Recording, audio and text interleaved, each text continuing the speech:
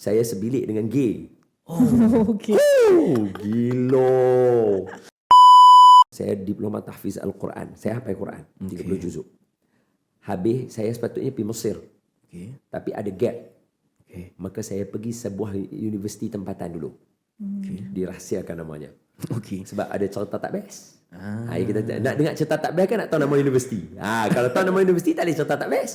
Cerita tak best. Itu tak tahu best. Itu lagi best. Itu lagi best. Itu adalah pengalaman gelap saya yang saya macam okey, aku tak mau hidup macam ni. Saya sebilik dengan gay. Okey.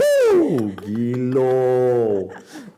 Saya macam alamak. Tapi kita tak pernah terdedah dengan dunia macam tu. Faham tak? Satu bilik tu berapa orang Ustaz? 2 orang je?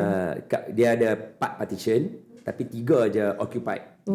Satu lagi kosong lah. Tapi mereka ni bukannya orang jahat tak. Semua keinginan dia pergi kat situ. Berbeza. Tapi bukan mereka sama mereka yang dalam bilik tu tak. Dia dengan orang lain. Orang bilik lain. Budak universiti lah. Itu Allah uji saya selama 6 bulan tu. Kalau orang dengar saya cakap ni, saya kata sampai sekarang saya ingat nama abang tu dan saya sayang abang tu. Sebab dia baik dengan saya. Kami satu bilik, kami 3 orang baik je. Kami makan sekali apa semua. Tapi dia ada keinginan yang berbeza.